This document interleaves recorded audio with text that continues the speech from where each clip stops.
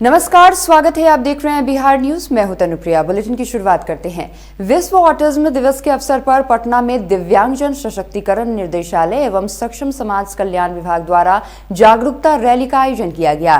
Rally Patna के राजभवन से आयोजित की गई, जिसमें समाज कल्याण मंत्री मदन साहनी समेत समाज कल्याण विभाग के अधिकारी एवं कर्मचारियों ने हिस्सा लिया। इस मौके पर समाज कल्याण विभाग के मंत्री मदन साहनी ने कहा कि ऑटिज्म से ग्रसित बच्चों के सहायता के लिए विभाग कई तरह की योजनाओं को लेकर कार्य कर रहा है। साथ ही साथ लोगों में जागरूकता फैलाने को लेकर यह रैली आयोजित की गई है।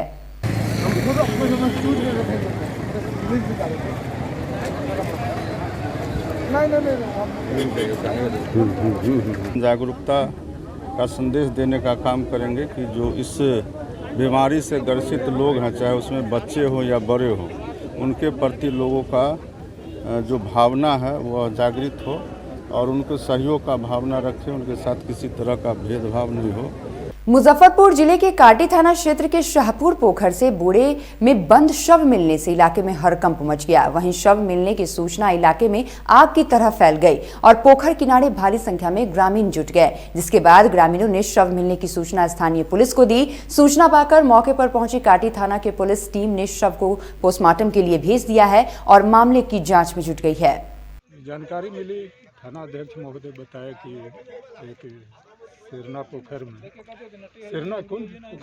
शाहपुर पोखर में एक लाश पाया गया है। ग्रामीणों के सहयोग से यहाँ निकाला गया है। निकाल करके छानबीन किया जा रहा है। मुजफ्फरपुर में पुलिस पर हुए हमले का एएसपी सैयद इमरान मसूद ने जांच का आदेश दिया है। आपको बता दें कि जिले के कुढ़नी थाना क्षेत्र अंतर्गत तुर्की ओपी क्षेत्र के टारसन गांव में बच्चों से शुरू हुए विवाद में दो गुटों में जमकर मारपीट और लाठी डंडे चले थे। साथ ही कई वाहन समेत अन्य सामग्री क्षतिग्रस्त हुई थी। घटना की सूचना मिलने पर मौके पर पहुंचे स्थानीय थाना की पुलिस टीम पर उग्र भीड़ ने हमला कर दिया था, जिसमें कई पुलिसकर्मी घायल हो गए थे, जिनका वीडियो तेजी से सोशल मीडिया पर वायरल हो रहा है। तुर्की थाना क्षेत्र में जो घटना हुई थी उसमें जो पथराव किया है पुलिस के विरुद्ध लोगों ने, उसमें अब एक वीडियो भी सामने आया है। उसमें उसकी जांच चल रही है, वो कब का वीडियो है, कौन सा वीडियो है, और उसमें जो फायरिंग की आवाज़ आ रही है उसकी भी जांच चल रही है कि वो सही है कि गलत है। खबर बख्तियारपुर के सालिमपुर थाना क्षेत्र से है, जहां पटना बख्तियारपुर 4 लेन पर सेदपुर गांव से सामने एक स्कॉर्पियो तेज गति के कारण अनियंत्रित होकर खेत में जा गिरी, जिस पर सवार पति पत्नी और 5 वर्षीय बच्ची की मौके पर ही मौत हो गई। जिसके बाद सूचना पर पहुंची पुलिस ने शव को कब्जे में लेकर पोस्टमार्टम के लिए बाढ़ अनुमंडल अस्पताल भेज दिया है। इस संदर्भ में सालिमपुर थाना अध्यक्ष संजय कुमार ने बताया है कि मृतक की पहचान बेटा थाना क्षेत्र के सिकंदरपुर गाँव निवासी अमरेश शर्मा, उनकी पत्नी खुशबू देवी और 5 वर्षीय बेटी आराधना के रूप में हुई है। आपको क्या जानकारी मिला, कैसे जानकारी मिला? कौन सा जानकारी हो? प्रभारी जी फोन किए थे, वही जानकारी हुआ तो वहाँ से दौड़ते हुए हम लोग गाड़ी स्कॉर्पियो लिए वहाँ से आए। आप देखें कि एक तो कुतो पड़ा हुआ है, एक तो भगना पड़ा हुआ है, एक तो गाड़ी में भक्ति पड़ा हुआ है। पोती मृतक है जो कौन लगता है? मृतक है तो वो कुतो लगा, भारी भगना हुआ। एक सूचना को मिली थी कि ये हाई स्पीड से कोई गाड़ी आ रही थी जो बिहटा से बिहना जो वार्ड में पड़ती है, वो पति पत्नी और एक बच्ची थी।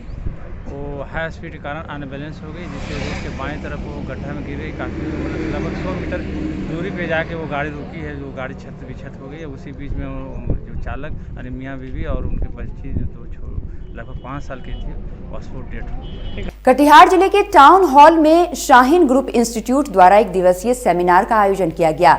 वहीं इस कार्यक्रम का शुभारंभ शाहीन ग्रुप के फाउंडर डॉक्टर अब्दुल कदीर ने दीप प्रज्वलित कर किया।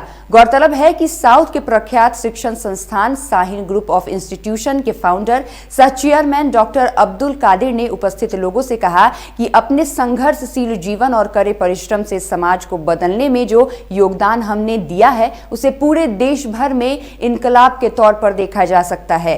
ये एहसास हमारे माँ बाप में हो और औलाद को भी इस बात का एहसास हो, लेकिन अफसोस है आज बड़ों की नसीहत को सुनने का सिलसिला ख़त्म होता जा रहा है। मामू चाचा नसीहत करने के पोजीशन में नहीं है। मैं यहाँ तक कहता आया हूँ, नाना दादा ये अपनी नवासी पोतरियों को ये नसीहत करने के मौक़िफ़ में नहीं है कि बेटा ये कपड़े पहनने के लिए होते हैं, चिपकाने के लिए नहीं होते।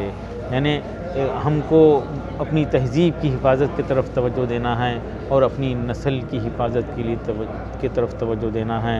हमारी तरजीहात को दुरुस्त करना है। बड़ी रिहाइश और बड़ी शादी, एक अफसोसनाक सिलसिला जो चल रहा है। वो कौम किस तरह से तरक्की कर सकती है जो अपनी औलाद की तालीम से ज़्यादा उसकी शादियों पर खर्च कर देती है। बेगूसराय में किसान का शव खेत में मिलने से इलाके में सनसनी फैल गई। घटना भगवानपुर थाना क्षेत्र के पासोपुर बहियार की है। शव की पहचान चूरामन चक गांव निवासी भोला यादव के रूप में की गई है। घटना की सूचना पर डीएसपी ओम प्रकाश के नेतृत्व में पुलिस मौके पर पहुंच शव को पोस्टमार्टम के लिए भेज दी है और आगे की छानबीन में जुट गई है।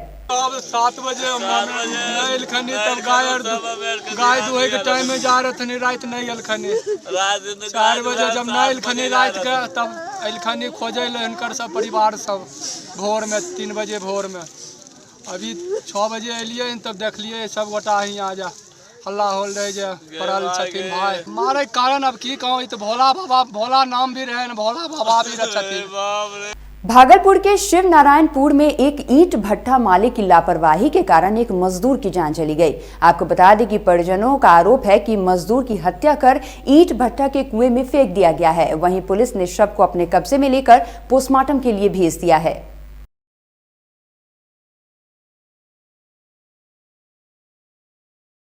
मोकामा प्रखंड के बरहपुर गांव में खलिहान में रखे 10 एकड़ सरसों की फसल में आग लगा दी गई। अगलगी की हुई इस वारदात में पूरी फसल जलकर राख हो गई। अगलगी की सूचना पाकर पीड़ित किसान समेत बड़ी संख्या में ग्रामीण मौके पर पहुंचे, मगर तब तक फसल पूरी तरह से खाक हो गई। पीड़ित किसान ने अगलगी की इस घटना में असामाजिक तत्वों का हाथ होने की आशंका जताई है।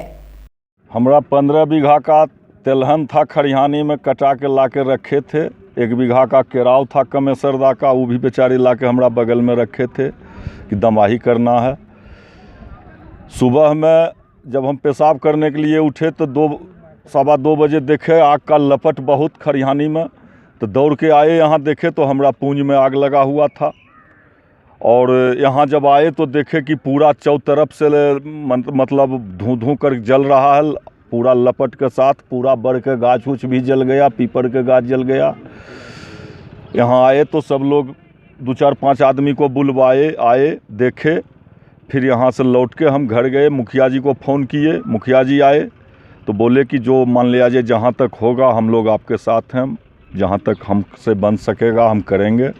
रफीगंज पथ के अकौनी मोड़ के समीप सड़क पार करने के क्रम में अज्ञात 4 पहिया वाहन के चपेट में आने से 22 वर्षीय युवती घायल हो गई। घायल को रफीगंज सामुदायिक स्वास्थ्य केंद्र में भर्ती कराया गया है, जहां से प्राथमिकी उपचार के बाद बेहतर इलाज के लिए मगध मेडिकल रेफर कर दिया गया।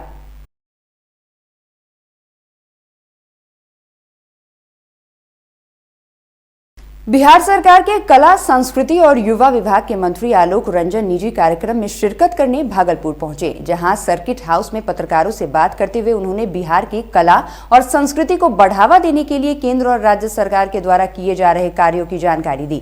मंत्री ने बताया कि केंद्र सरकार की पहल पर राज्य में जल्द ही कला विश्वविद्यालय की स्थापना होने वाली है। माननीय नरेंद्र मोदी जी भारत के जो अपने लोकप्रिय प्रधानमंत्री जी हैं, उनके द्वारा इस राज्य को कला विश्वविद्यालय की स्वीकृति दी गई और हम लोग इस राज्य में माननीय मुख्यमंत्री जी के द्वारा एक कला विश्वविद्यालय खोलने जा रहे हैं। ये स्थल अभी तय नहीं हुआ है, आगे इस पर विचार होगा। और इस वक्त की बुलेटिन में बस इतना ही। आप देखते रहिए बिहार न्यूज़। नमस्कार।